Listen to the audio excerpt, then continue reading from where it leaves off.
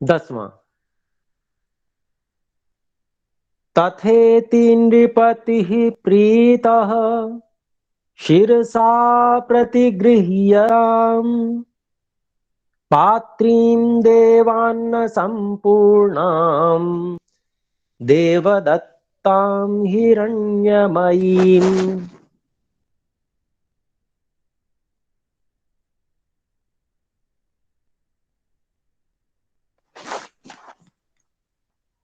तो यहां पर इसको अलग अलग कर लेते हैं। तथा इति नृपतिः प्रीतः शिरसा प्रतिगृह्यतां पात्रीं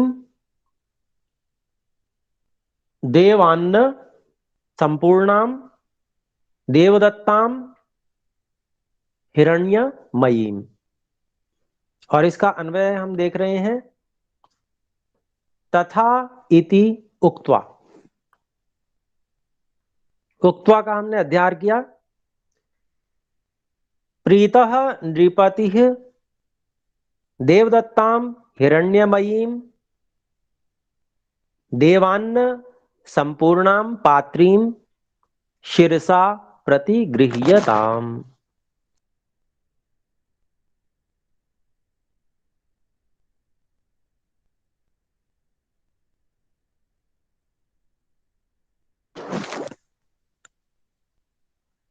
तो यहां पर तथा इति उक्त्वा मतलब जैसा आप कहें वो वैसा ही मैं करता हूं। तथा इति, तथा का मतलब वैसा ही।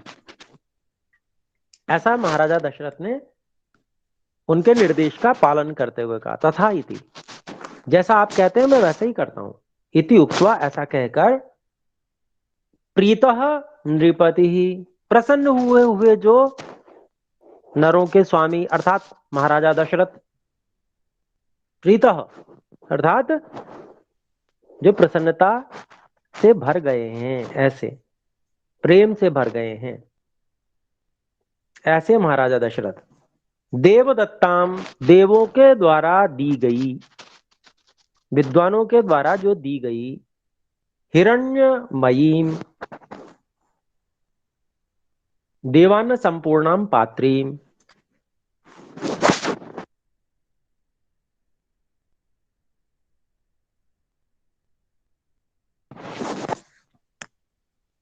तो सोने से युक्त, यानी कि जो विशेष प्रकार का जो सोना था उससे बना हुआ जो पात्री, जो बर्तन था, वो कैसा था? देवान्न संपूर्णा, जो देवताओं ने बनाया है, अर्थात विद्वानों ने जिस खीर को बनाया है, ऐसे अन्न से जो भरी हुई है, संपूर्ण। शिरसा, सिर को झुकाकर, अर्थात सिर भी हाथों के साथ में झुकाया और फिर उसको प्रतिगृह्यता, उसको ग्रहण किया। उन्होंने, महाराजा दशरथ ने उसे लिया। इस प्रकार से जब कोई विशेष वस्तु दी जाती है तो इसी प्रकार से ग्रहण की जाती है। ये एक शिष्टाचार भी है। जो विद्वान लोग कोई विशेष चीज दे रहे हैं तो ऐसी स्थिति में महाराजा भी उसको सर झुका के और मस्तक के पास में हाथों को लेकर और फिर उसको स्वीकार करते हैं। तो ये इस प्रकार का जो तरीका है ग्रहण करने का, आप देखते हैं किसी को पुरस्कार दिया जाता है तो वो झुककर पुरस्कार का ग्रहण करते हैं। ये एक शिष्टाचार है।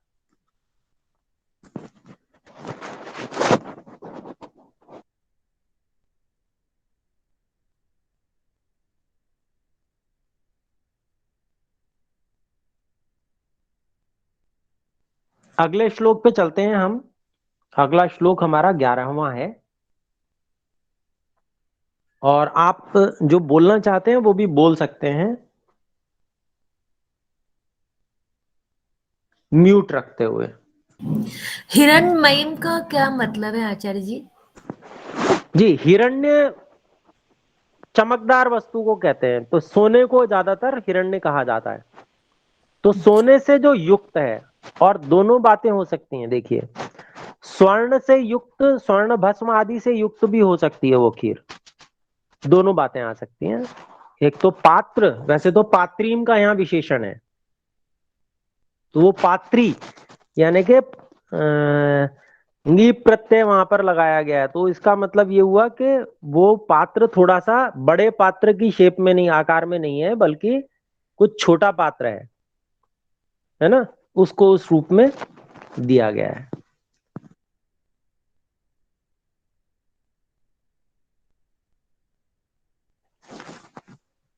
तो इस प्रकार से समझ सकते हैं हम। हाँ, हिरण्यमयी मतलब स्वर्ण पात्र। हाँ जी, बिल्कुल बिल्कुल। जी।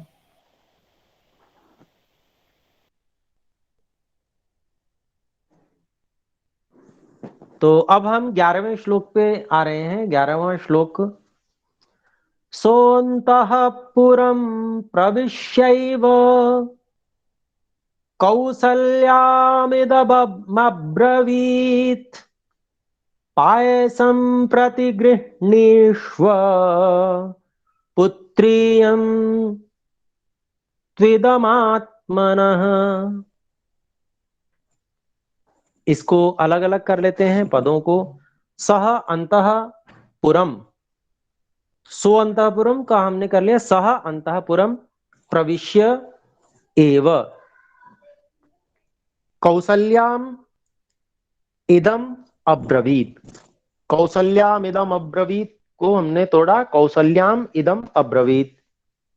पायसम प्रति गृह्णीष्व, प्रतिगृह्णीष्व क्रियापद है। पुत्रियम तु इदम आत्मनः।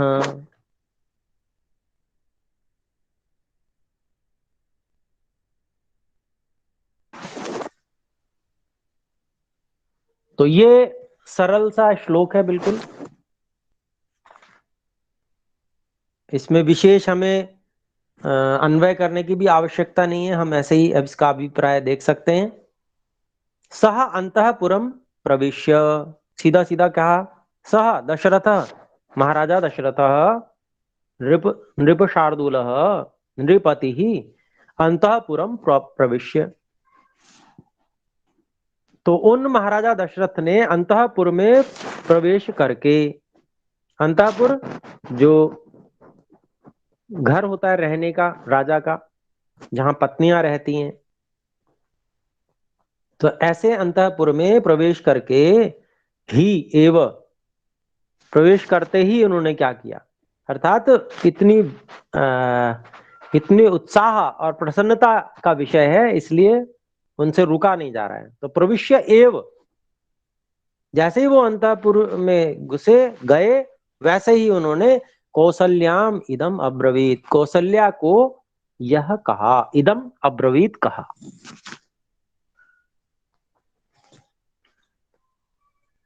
आगे कहते हैं पायसम प्रति गृहणीष्व पुत्रियम तु इदम आत्मनः। इदम आत्मनः पुत्रियम, यह अपने लोगों को पुत्र देने वाली, पायसम खीर, गृहणीश्वर प्रतिगृहणीश्वर, इसको अच्छी प्रकार से ग्रहण कीजिए आप।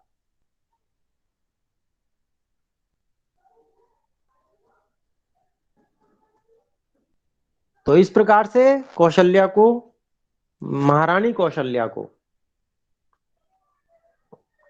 खीर उन्होंने जाकर दी। हिमांशु जी थोड़ा स्क्रीन को ऊपर करें, दिखाई अर्थ नहीं दिखाई दे रहा।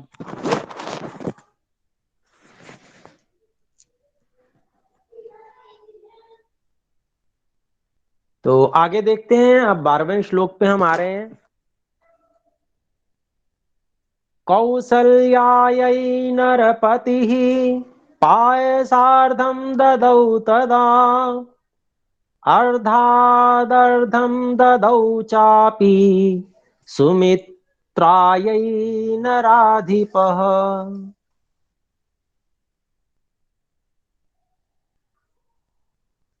इसका हम अ,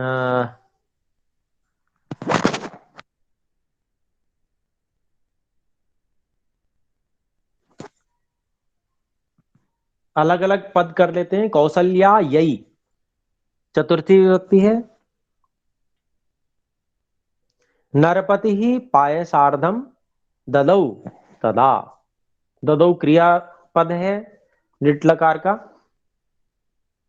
अर्धात अर्धम ददौ च अपि सुमित्रायै नराधिपः।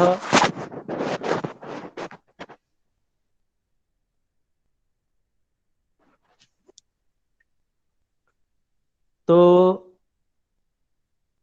यहां पर नरपति ही कौसल्यायै पायसार्धम ददौ, और तदा को हम फिर शुरू में ला सकते हैं। तदा कौसल्यायै पायसार्धम ददौ। नरपति कर्ता हो गए। नरपति मतलब महाराजा दशरथ, मनुष्यों के स्वामी महाराजा दशरथ ने कौशल्या के लिए आधी खीर तब दे दी। जैसे ही उन्होंने कहा महारानी कौशल्या ये लीजिए, तो आधी खीर उन्होंने उनको दे दी।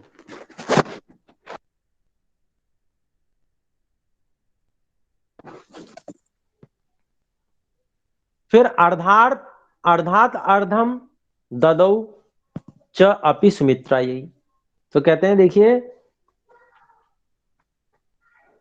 अपि च सुमित्रा यही, अर्धात अर्धम ददौ नराधिप।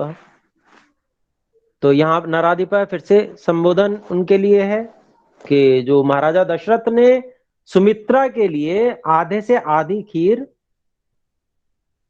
भी दे दी, यानी कि पहले आधी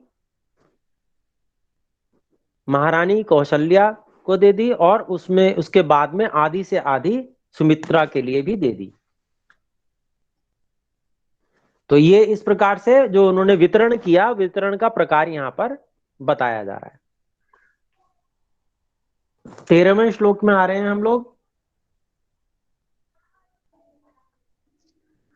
कैकेय्यै चावशिष्टार्धम ददौ पुत्रार्थ कारणात् प्रददौ चावशिष्टार्धम पायसस्यामृतोपमम्।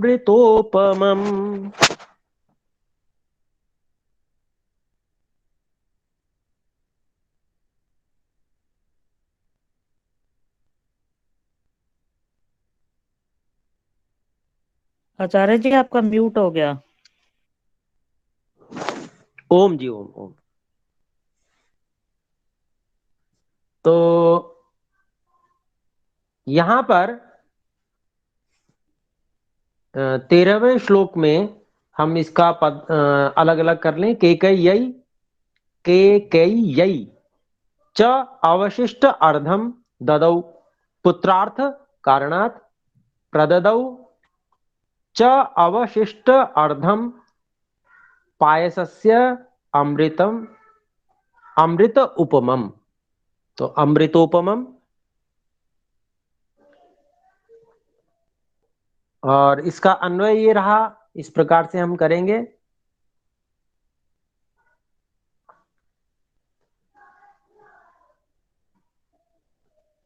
महाराजा दशरथ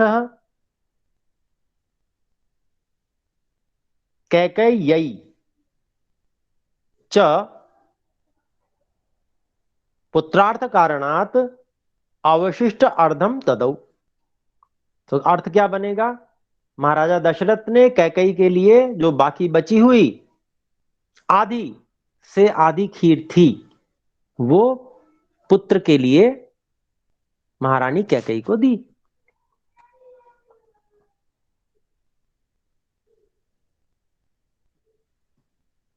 तो फिर आगे कहते हैं देखिए, प्रददौ च, हाँ, अवशिष्टम अर्धम पायसस्य अमृतोपमम च प्रददौ। उसी बात को फिर से रिपीट किया है जो पहले कही गई कि कैकेयी महारानी के लिए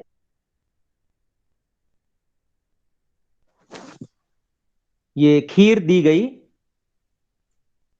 जो बची हुई आधी थी। तो सुमित्रा कौशल्या जी को भी, माता कौशल्या को और सुमित्रा जी को भी दे दी गई। उसके बाद में कैकेयी के लिए भी जो आधी बची हुई थी उसको दे दिया गया। तो उसी बात को कह रहे हैं अर्धम पायसस्य अमृतोपमम, जो अमृत के समान उपमा वाली है, जिसको अमृत की उपमा दी जा सकती है, ऐसे जो खीर है उसका जो आधा भाग जो बचा हुआ था, बचा हुआ वो दे दिया गया।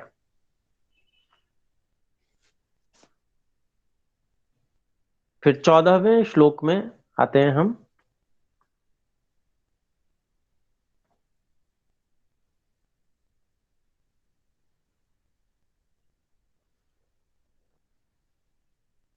चौदहवां श्लोक।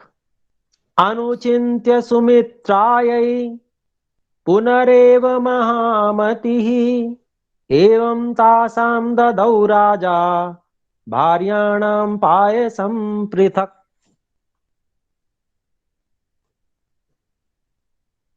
इसका अलग अलग पद है। अनुचिन्त्य सुमित्रायै, पुनः एव महामतिः, एवं तासां ददौ राजा भार्याणां पायसं पृथक्। अलग अलग ही है सब, लगभग लगभग इसमें पद।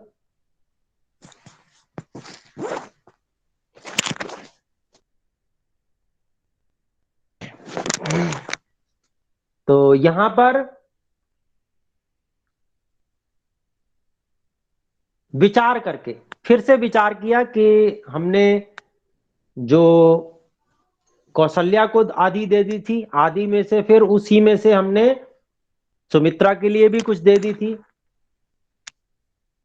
फिर जो बाकी बची हुई आधी थी उसमें से आधी कैकेयी को दे दी थी, तो बाकी और चौथाई जो बच गई है उसके लिए अनुचिंत सुमित्रायै पुनः एवं महामति।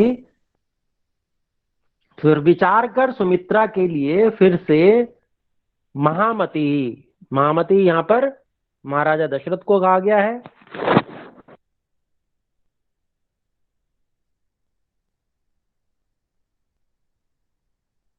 तो महाराजा दशरथ ने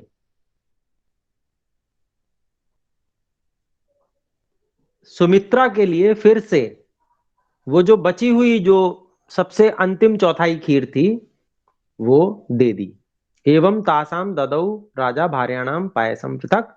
इस प्रकार से महाराजा दशरथ ने उस खीर के अलग अलग भाग करके पत्नियों को राजा ने दे दिया।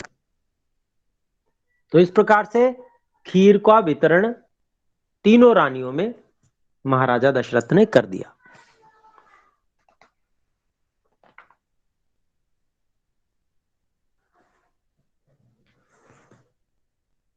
स्क्रीन थोड़ा सही शेयर नहीं है, आधी इधर जा रही है आधी उधर, थोड़ा सही करें। श्लोक पूरा सही नहीं दिखाई दे रहा।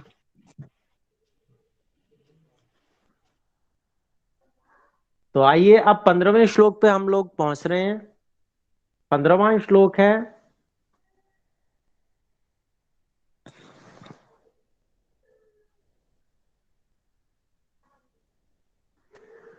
ताश्चैवं पायसं प्राप्य नरेन्द्रस्य उत्तमस्त्रियः सम्मानं मेनिरे सर्वाः प्रहर्षोदितचेतसः।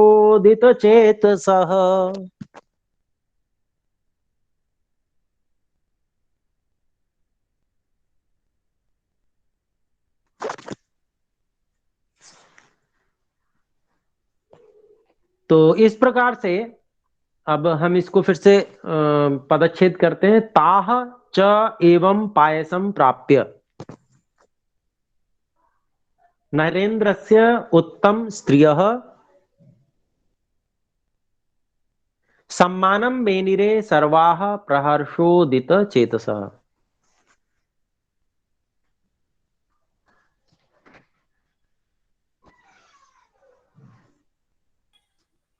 स्क्रीन चली गई।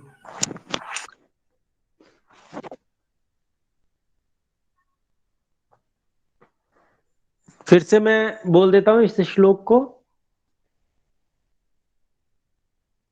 ताश्चैवं पायसं प्राप्य नरेन्द्रस्य उत्तम स्त्रियः सम्मानं मेनिरे सर्वाः प्रहर्षोदित चेतसः।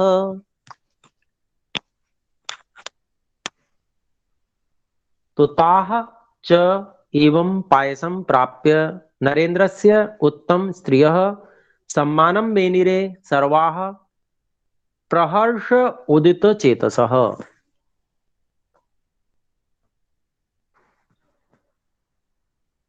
अब इसका हम अन्वय कर लेते हैं। नरेन्द्रस्य उत्तम स्त्रियः ताः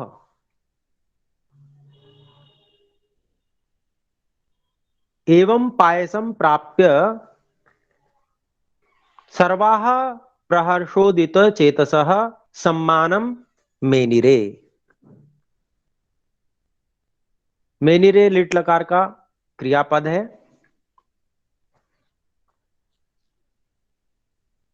तो जो महाराजा दशरथ, नरेंद्र उनको कहा गया है, महाराजा दशरथ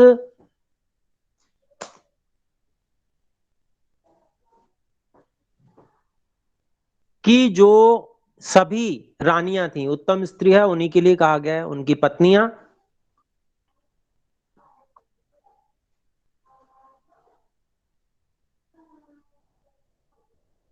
उन सब ने खीर को प्राप्त करके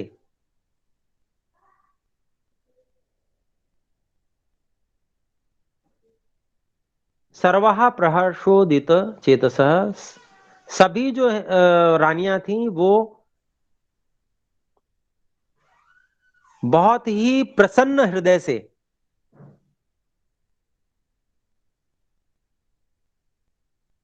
उन्होंने अपना सम्मान माना। सम्मानम मेनिरे, अपने को सम्मानित माना उन्होंने, कि जो जिस प्रकार से महाराजा ने तीनों रानियों को जो खीर दी थी सभी को, तो उस सब से सभी बहुत ही प्रसन्न हुई रानियां, और उनका हृदय बहुत अधिक प्रसन्न हुआ, और अपने आप को उन्होंने उस खीर से, खीर प्राप्त करके सम्मानित माना।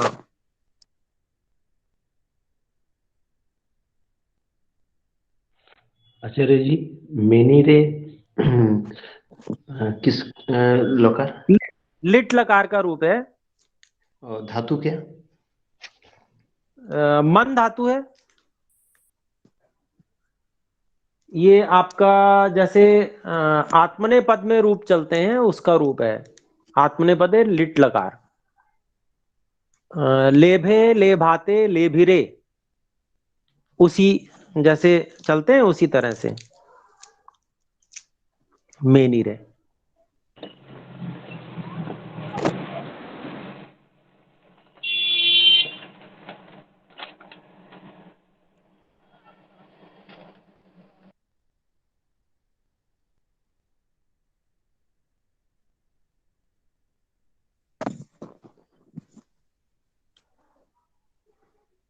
तो मानने के अर्थ में हुआ मेनिरे, माना उन्होंने, तो बहुवचन है।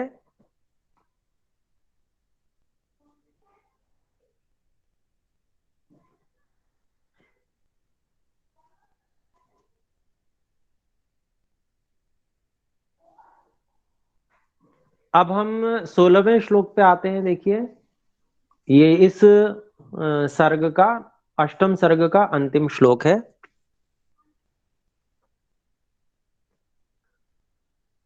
ततस्तुताः प्राश्य तमुत्तम स्त्रियो महीपतेरुत्तम पायसं पृथक् हुताशनादित्य समान तेजसो चिरेण गर्भान् प्रतिपेदिरे तदा।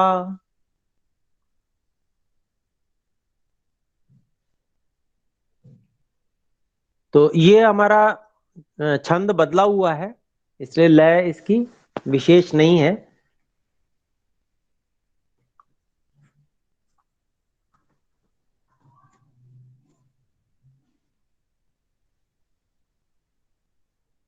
इसका हम पदच्छेद करते हैं। ततः तु ताः प्राश्य तम उत्तम स्त्रियः महीपतेः उत्तम पायसम पृथक हुत अशन आदित्य समान तेजसः अचिरेण गर्भान प्रतिपेदिरे तदा। ये प्रतिपेदिरे भी वही लिट लकार का रूप है, क्योंकि परोक्ष भूत में ही सारी चर्चा आ रही है यहाँ पर, जो इतिहास है उसके विषय में।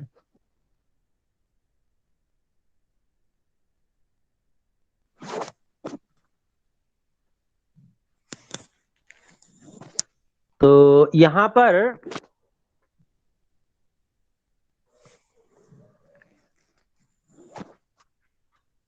इसका हम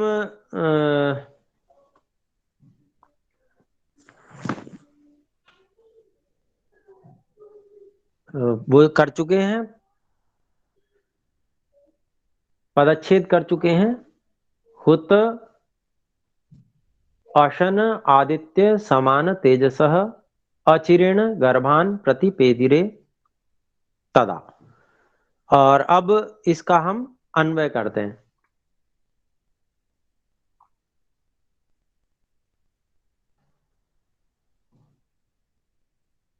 ततः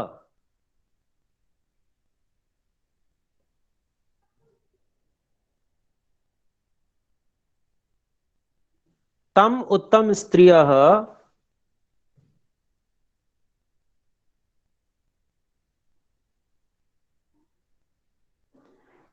ताः प्राश्य महीपतेः उत्तम पायसम पृथक।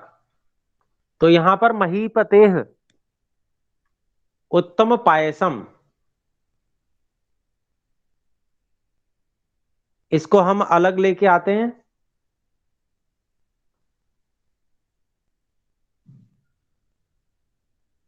और इस प्रकार से कर लेते हैं हम।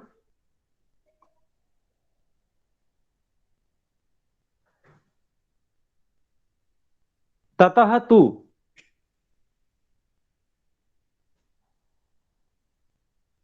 तम उत्तम स्त्रियः महीपतेः उत्तम पायसम प्राश्य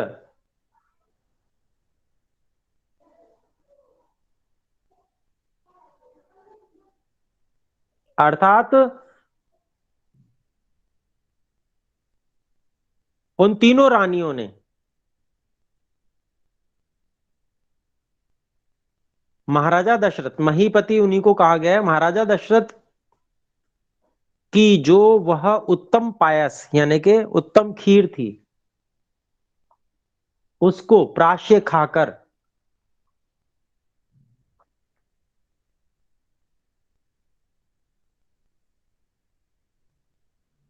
हुत अशन आदित्य समान तेजसः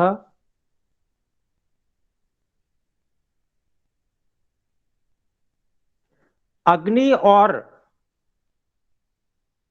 आदित्य यानी कि सूर्य के समान तेज वाले गर्भान प्रतिपेदिरे, गर्भों को प्राप्त किया, अचिरेण बिना देरी किए, यानी कि उनको शीघ्र ही गर्भों को की प्राप्ति हो गई रानियों को।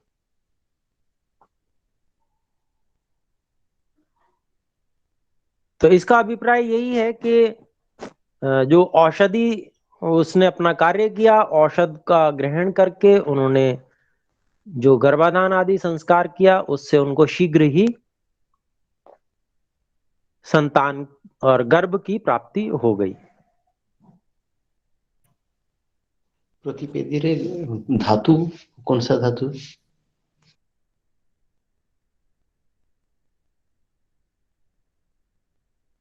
हिमांशु जी थोड़ा स्क्रीन को राइट साइड पे करो, और आधा आ रहा है आधा नहीं। राइट साइड मैं पे सिर्फ मैं है। मैं पीडीएफ भेजूंगा ग्रुप में, आप देख लें। मैं स्क्रीन शेयरिंग बंद कर रहा हूँ क्योंकि मुझे नहीं पता आप लैपटॉप में देख रहे हैं, मोबाइल में देख रहे हैं, नहीं, टैब मैं में देख रहे हैं। मोबाइल में ही देख रहे हैं, लेकिन आधा शो हो रहा है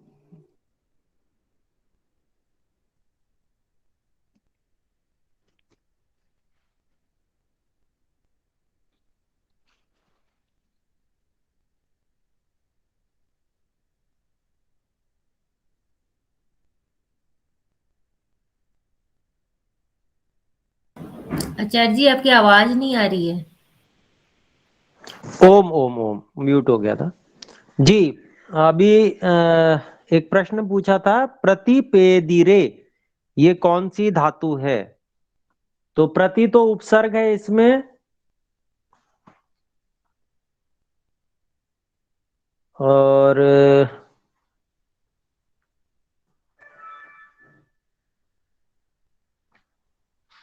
स्क्रीन के शेयर से हमें लाभ तो हो रहा था, कर देते तो अच्छा था। आचार्य जी ये हुताशन आदित्य को थोड़ा सा विच्छेद करके बताइए। हुत अशन आदित्य। हुत मतलब जो यज्ञ में आहुत किया जाता है, वो जो हुत की मतलब आहुत किया गया हो ऐसा। अशन मतलब खाया हुआ। तो जो हम मतलब प्रसाद को ग्रहण करते हैं ना, वो भी एक तरह से हम यज्ञ कर रहे हैं, अर्थात जठराग्नि में वो यज्ञ हो रहा है, ऐसा समझ के चलते हैं। आचार्य जी, हुतासन मीन्स तो अग्नि तो होता है। हाँ, अग्नि भी होता है, लेकिन यहाँ पर जो हुत और अशन ये शब्द अलग अलग पूछे ना उन्होंने, तो इसलिए मैंने वो बताया।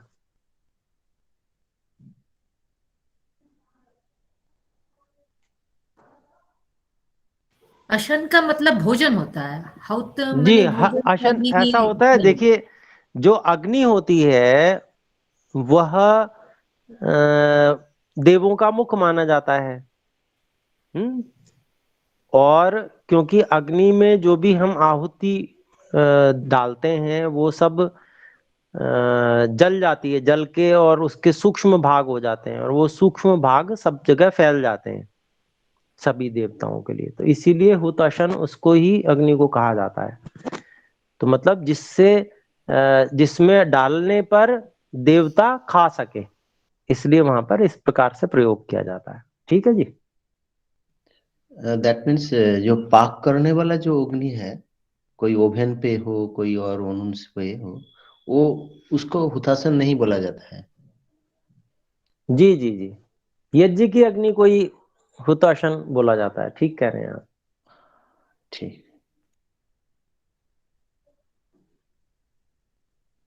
तो अग्नि के समान और आदित्य के समान तेज वाले गर्भों को धारण किया, प्राप्त किया।